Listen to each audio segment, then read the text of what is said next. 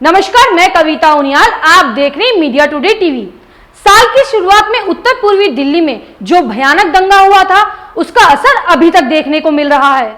जमीयत उलमाए हिंद पहले ही दिन से राहत कार्य और उजड़े घरों को फिर से निर्माण करने के कार्य में लगी हुई है।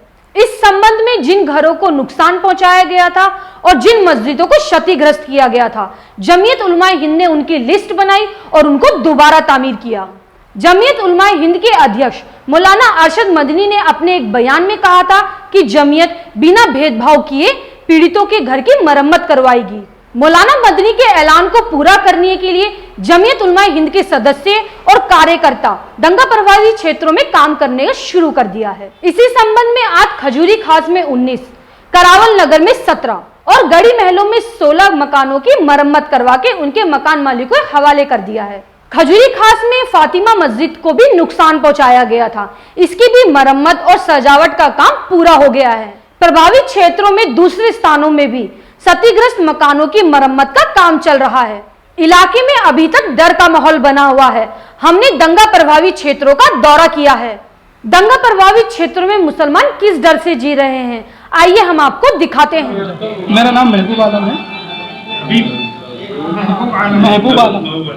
मैं तकरीबन यहाँ 40 से 45 साल से यहीं रह रहा हूँ, इसी गली में रह रहा हूँ। संदीप नाम का लड़का है, जो कि मैंने पहले भी बताया कि उसने आकर मोहम्मद आरिफ भाई हैं एक हमारे घर के सामने रहते हैं। क्या नाम है? संदीप। संदीप, पूरा नाम संदीप है।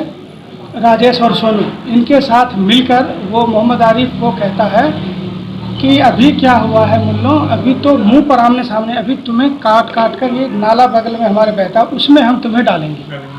तो इस बात की शिकायत जो है, जो बीट अफसर है हमारा यहाँ इलाके का, उससे हमने इन लोगों ने किया, लेकिन उन्होंने कोई एक्शन नहीं लिया, बस एक तरह से लिपापोती वाली बात करी। तो हम लोग तो डरे हुए सहमे हुए। कल भी 15 अगस्त की हम लोग वो जश्न आज़ादी मना रहे थे, तो जो साइड में मकान आते हैं वो गोलियों से जो है वो फायरिंग कर रहे थे, पिस्टल चला रहे थे।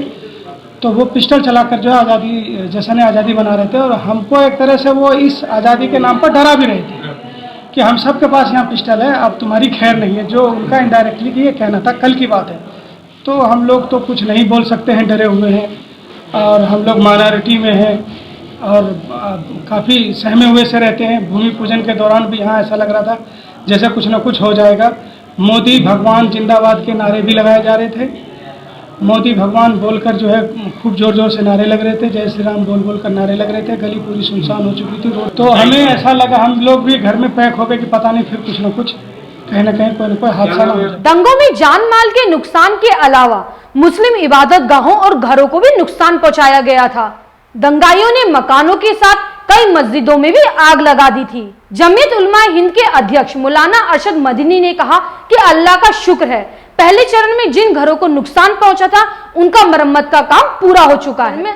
उन्होंने ये भी कहा कि जमीयत उलमाए हिंद राहत कार्य कभी धर्म देखकर नहीं करती, मानवता के आधार पर करती है। उन्होंने कहा कि दिल्ली के उत्तर पूर्वी में होने वाला दंगा अति भयानक और योजनाबद्ध था। इसमें पुलिस और प्रशासन की भूमिका संदिग्ध रही। यही कारण है कि पीड़ितों में अल्पसंख्यक समुदाय की संख्या अधिक है।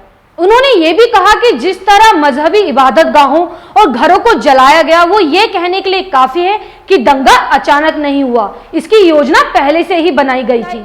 उन्होंने ये भी कहा कि हर दंगे में मुट्ठी भर सांप्रदायिक तत्व आगे आते हैं और दंगा भड़काकर चले जाते हैं। दिल्ली में भी यही हुआ, जहां हिंदू और मुसलमान प्यार से रहते थे वहां दंगा करवा दिया गया। मौलाना मदनी ने यह भी कहा कि दंगाई पूरी प्लानिंग के साथ एकजुट होकर मुस्लिम आबादी पर हमलावर हुए और दुकानों को लूटा और घरों को जलाया गया। दंगों में मरने वालों की संख्या 53 है, जिसमें से 13 गैर मुस्लिम है।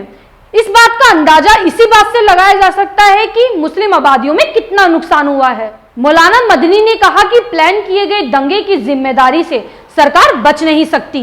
हमारे हजारों बार का तजुर्बा है कि दंगा होता नहीं, करवाया जाता है। तो हमारे साथ तो भेदभाव हो रहा है, हम लोग डरे हुए। ये लोग कभी भी कुछ भी हमारे साथ कर सकते हैं। मुझे यहाँ तक डर है कि ऐसे एक जिम्मेदार होने की हैसियत से जो मैं नाम आगे आकर मैं दे रहा हूँ, तो ये मुझे शूट भी करेंगे, शूट कर सकते हैं, और इन्होंने धमकाया भी। पर इस बात की मैं परवाह भी नहीं करता। एक न एक दिन तो मुझे मरना है, इन्हें मारना है तो मारते, लेकिन जो सच्चाई है वो हम बता कर ही रहेंगे, बोल कर ही रहेंगे। हम इनका दामन नहीं छोड़ेंगे सच्चाई का, चाहे हमें जान से ही क्यों ना मारे। हम आपके माध्यम से ये कहना चाहते हैं, दिल्ली सरकार हो या केंद्र सरकार हो, कि हम लोगों की जो है सहायता की जाए। हम लोग जो है डरे हुए हैं, हम लोगों को जो है किसी तरीके से जो है सुकून का भरोसा दिलाएं कि अब आप लोगों के साथ कुछ नहीं होगा।